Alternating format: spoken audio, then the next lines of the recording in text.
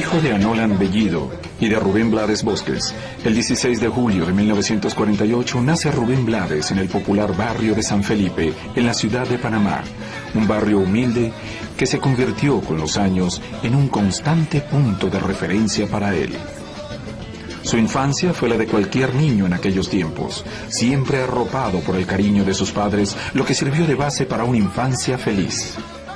De aquel matrimonio de doña Anolan y don Rubén nacieron 5 hijos: Luis, Rubén el segundo, Roy, Melody y Roberto, el más pequeño. Todos disfrutaron de la unión de una familia feliz a la que las circunstancias de la vida obligaron a emigrar.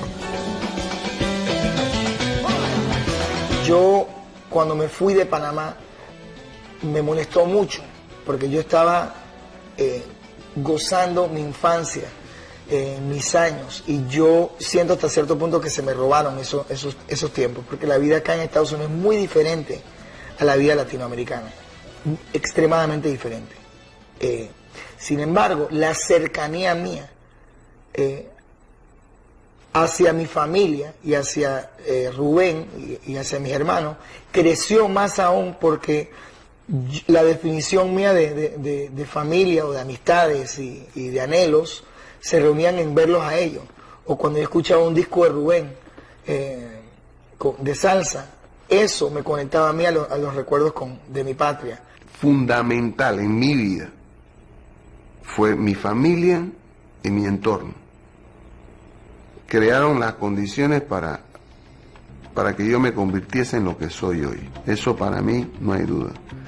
Cuando uno dice yo quiero a mi país, cuando yo digo yo quiero a Panamá, es que yo quiero todo eso que yo recibí allí en Panamá. No fue en ningún otro sitio, fue allí. Panamá es un país con diferentes características.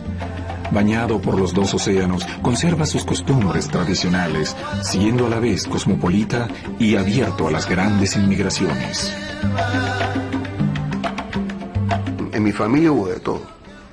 Es una mezcla de Latinoamérica, que es lo que somos realmente, una mezcla de todo. Hay blancos, hay negros, hay mulatos, asiáticos. Así que mi familia, ese tipo de mezcla, crea todo tipo de reacciones. En mi casa, por ejemplo, nunca en la vida yo escuché a nadie en mi casa decir que algo no era posible.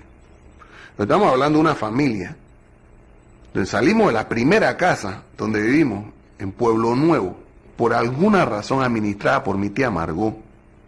La cosa es que terminamos en Pueblo Nuevo. Yo iba donde podía vivir pagando lo menos posible. Y nos tuvimos que ir de esa casa porque habían fantasmas.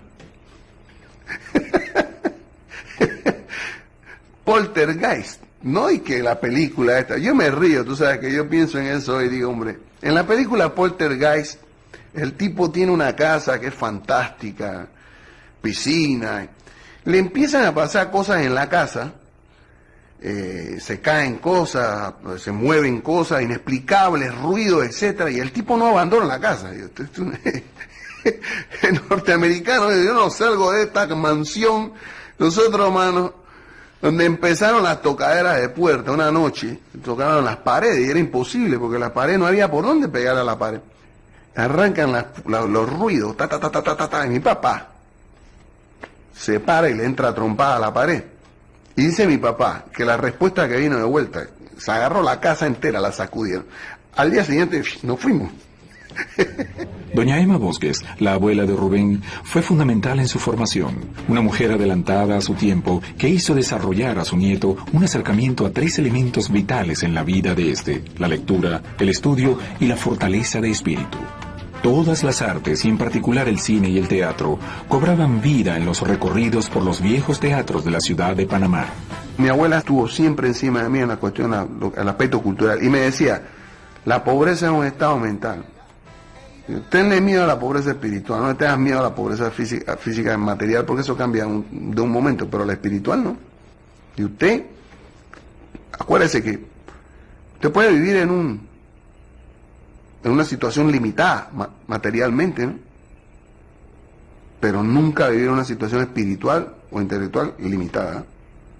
Usted puede ser pobre, pero no tiene que ser bruto. Rubén Blades Bosques significó un gran ejemplo para el niño. Después de múltiples actividades y por su condición de excelente deportista, entró en la Policía de Panamá, concretamente en la Policía Secreta, pasando a formar parte como integrante del equipo de baloncesto de la institución. Si algo recuerda Rubén de su padre, es su camaradería y el marcado sentido de la justicia. Mi papá empezó como jockey, después creció, se metió a músico, tuvo un tiempo allí en eso, pero jugaba baloncesto mi papá también. Policía Secreta Nacional tenía un equipo de baloncesto. O sea, si quería ver a la Policía Secreta Nacional, te llevaba, pagaba 10 centavos y lo veía a todos jugando baloncesto. Y era uno de los equipos más populares en Panamá.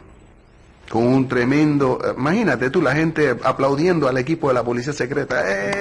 ¿Tú con quién estás? Yo estoy con la secreta. Una cosa, otra vez, que son imágenes increíbles. Entonces, en ese mundo, cuando le preguntan, ¿qué hace tu papá? Mi papá es detective, pero juega baloncesto, está en la selección nacional, es olímpico, toca bongo y cantaba. Este tipo. Y su abuela, mi abuela, bueno, esa es medium, es pintora, levita cosas en sus buenos días, es vegetariana, es masona, Rosacruz. Tú dices, pero esta familia está llena de locos. Aquí, mi mamá, bueno, ella toca piano, es actriz de radio, compone. Yo nací, gracias a Dios, en Panamá, en el medio de esta belleza de direcciones, o sea, y crecí considerando eso normal. Esa normalidad se traduce en una frase que repite asiduamente Rubén. Cuando miraba al mar del sur, no me bastaba con verlo, quería descubrir qué había más allá. La gran influencia cultural que ofrecía el canal hizo que Rubén Blades se acercara desde pequeño a la música y no tuviera dudas de cuál sería su destino. En Panamá teníamos música que venía de todas partes. De todas partes, porque Panamá, el canal, por allí llegaba todo el mundo. Había todo tipo de influencia. Estaban los norteamericanos también, así que había una gran influencia norteamericana. La radio en Panamá tocaba de todo. O sea, la programación de radio te tocaban una cumbia, te tocaban una canción de Stan Kenton, te metían a Sinatra, te metían de pronto a Julio Jaramillo, o sea, te metían a Benny Moré, te metían una ópera. Digo, tocaban lo que le daba la gana a la radio. Así que tú estabas constantemente escuchando radio y escuchando todo tipo de música. La radio estaba prendida en la casa todo el día. La radio era la televisión del pobre, aparte que la televisión no existía en Panamá. Bueno, la música caribeña llegó a Rubén por Rafael Cortijo e Ismael Rivera.